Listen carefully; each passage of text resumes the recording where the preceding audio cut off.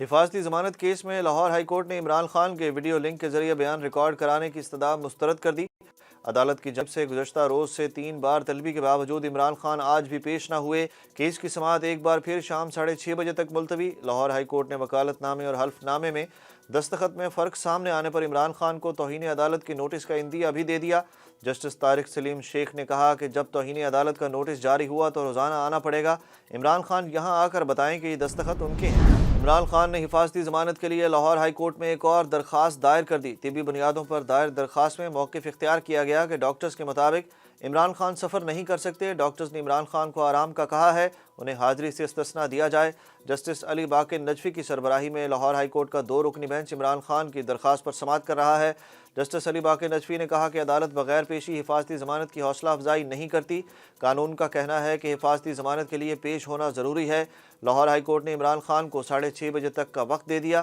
عدالت نے کہا کہ عمران خان نہ آئے تو درخواست خارج کر دیں گے۔ عمران خان کی جانب سے سابق آرمی چیف پر حلف کی خلاف ورزی کا الزام۔ چیئرمین پی ٹی آئی نے جنرل ریٹائرڈ قمر جاوید باجوہ کے خلاف تحقیقات کے لیے صدر مملکت کو خط لکھ دیا۔ صدر ڈاکٹر عارف الوی کو لکھے گئے خط میں عمران خان نے کہا کہ جنرل باجوہ نے جاوید چودھری کے روبرو اعتراف کیا کہ ہم عمران خان کو ملک کے لیے خطرہ سمجھتے تھے۔ عمران خان اقتدار میں رہے تو ملک کا نقصان ہوگا۔ تحقیق کی جائے جنرل باجوہ کی جانب سے استعمال کیے گئے اس ہم سے کیا مراد ہے۔ خط میں کہا گیا کہ جنرل باجوہ نے اپنی گفتگو میں نیب کو کنٹرول کرنے کا دعویٰ بھی کیا۔ جنرل باجوہ نے ایک دوسرے صحافی آفتاب اقبال سے گفتگو میں اعتراف کیا کہ ان کے پاس وزیر اعظم عمران خان کے ساتھ اپنی گفتگو کی ریکارڈنگز موجود ہیں۔ ریکارڈنگز آرمی چیف کے حلف اور بنیادی انسانی حقوق کی سنگین خلاف ورزی ہے۔ صدر مملکت فوج کے سپریم کمانڈر ہونے کے ناطے معاملے کا فوری نوٹس دیں۔ سپریم کورٹ نے الیکشن کمیشن کو انتخابات کے راستے میں حائل رکاوٹوں کی تفصیلات پیش کرنے کا حکم دے دیا۔ سپریم کورٹ کا کہنا ہے کہ آئین ہر صورت 90 دن میں انتخابات کرانے کا پابند کرتا ہے۔ اس سے متعلق آئین میں کوئی ابہام نہیں۔ 90 دن میں انتخابات نہ ہوئے تو آئین کی خلاف ورزی ہوگی۔ سپریم کورٹ میں سی سی پی او لاہور غلام محمود ڈوگر ٹرانسفر کیس کی سماعت ہوئی۔ چیف الیکشن کمشنر سکندر سلطان راجہ نے انتخابات کے حوالے سے سپریم کورٹ کو تمام صورتحال سے آگاہ کیا۔ چیف الیکشن کمشنر نے عدالت کو بتایا کہ حکومت پیسے اور آرمی سیکیورٹی دینے کو تیار نہیں۔ ماتحت عدلیہ نے 2018 میں اسٹاف دیا، اب دینے کو تیار نہیں۔ شفاف انتخابات کیسے کرائیں؟ سپریم کورٹ نے سی سی پی او لاہور غلام محمود ڈوگر کے تبادلے سمیت پنجاب میں تمام افسران کا ریکارڈ طلب کرتے ہوئے کیس کی سماعت کل تک ملتوی کر دی۔ سپریم کورٹ نے چیف الیکشن کمشنر کو بھی کل پھر طلب کر لیا۔ پلاٹ الاٹمنٹ کیس میں سابق وزیر اعظم نواز شریف کو احتساب عدالت سے ریلیف مل گیا۔ لاہور کی احتساب عدالت نے سابق وزیر اعظم نواز شریف کے خلاف پلاٹ الاٹمنٹ کا ریفرنس نیب کو واپس بھجوا دیا۔ احتساب عدالت کے جج اسد علی نے نواز شریف کی جائیدادیں قرق کرنے کے خلاف درخواستوں میں ریفرنس واپس بھجوا دیا۔ ریفرنس میں نواز شریف کو اشتہاری قرار دیا گیا تھا۔ گورنر پنجاب بلیغ الرحمان نے پنجاب میں الیکشن کی تاریخ سے متعلق سنگل بینچ کا فیصلہ لاہور ہائی کورٹ میں چیلنج کر دیا۔ لاہور ہائی کورٹ میں گورنر پنجاب کی جانب سے شہزاد شوکت ایڈوکیٹ نے سنگل بینچ کے فیصلے کی تشریح کے لیے درخواست دائر کی۔ درخواست میں کہا گیا کہ عدالت انتخابات کی تاریخ کے حوالے سے مشاورت کے فیصلے کی تشریح کرے تاکہ عدالتی حکم پر عمل درآمد ممکن بنایا جا سکے۔ تحریک انصاف کے سینیٹر شوکت ترین کے خلاف بغاوت کے مقدمے میں بڑی پیش رفت۔ ایف آئی اے نے آڈیو لیکس اور بغاوت کے کیس میں شوکت ترین کو اشتہاری قرار دینے کی کارروائی شروع کر دی۔ ذرائع کے مطابق ایف آئی اے شوکت ترین کی گرفتاری کے لیے اقدامات کرے گا۔ سابق وزیر خزانہ کی گرفتاری کے لیے انٹرپول سے مدد بھی لی جائے گی۔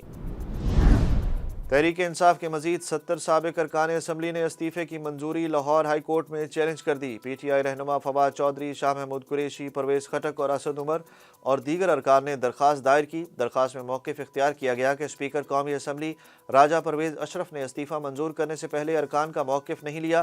درخواست میں اسپیکر قومی اسمبلی راجہ پرویز اشرف اور الیکشن کمیشن سمیت دیگر کو فریق بنایا گیا ہے۔ آصف زرداری پر عمران خان کے مبینہ قتل کے الزام میں سابق وزیر داخلہ شیخ رشید کی ضمانت منظور ہو گئی۔ اسلام آباد ہائی کورٹ کے جسٹس محسن اختر کیانی نے درخواست ضمانت پر سماعت کی۔ اسلام آباد ہائی کورٹ نے 50,000 روپے کے ضمانتی مچلکوں کے عوض شیخ رشید کی رہائی کا حکم جاری کر دیا۔ عوام کی مشکلات کم نہ ہوئیں، پیٹرول کی قیمت میں 22 روپے 20 پیسے اضافہ کر دیا گیا۔ پیٹرول کی نئی قیمت بڑھ کر 272 روپے فی لیٹر، جبکہ ہائی سپیڈ ڈیزل کی قیمت 17 روپے 20 پیسے اضافے کے ساتھ 280 روپے فی لیٹر ہو گئی۔ اوگرا نے بھی گیس کی قیمت میں 112% تک اضافہ کر دیا۔ گیس کی نئی قیمتوں کا اطلاق 1 جنوری سے ہوگا۔ ایل پی جی کا گھریلو سلنڈر بھی 26 روپے 62 پیسے مہنگا ہو گیا۔ کرنسی مارکیٹ میں مسلسل چوتھے روز ڈالر کی قدر میں کمی۔ انٹر بینک میں ڈالر 1 روپے سستا ہو کر 264 روپے 38 پیسے پر بند ہوا۔ اوپن مارکیٹ میں بھی ڈالر 1 روپے سستا ہو کر 267 روپے 50 پیسے کا ہو گیا۔ دوسری جانب اسٹاک مارکیٹ میں بھی آج کاروبار کا منفی رجحان۔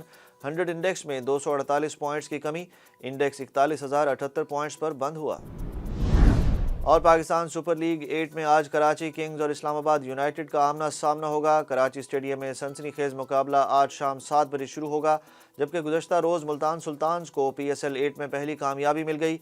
सुल्तान्स ने अपने दूसरे मैच में कोयटा ग्लेडिएटर्स को 9 विकेटों से हरा दिया। रिजवान 11 ने 111 रन का हदफ 14वें ओवर में 1 विकेट पर हासिल कर लिया। मुल्तान के एहसानुल्लाह ने तबाहकुन बॉलिंग करते हुए 4 ओवर्स में महज 12 रन देकर 5 खिलाड़ियों को आउट किया।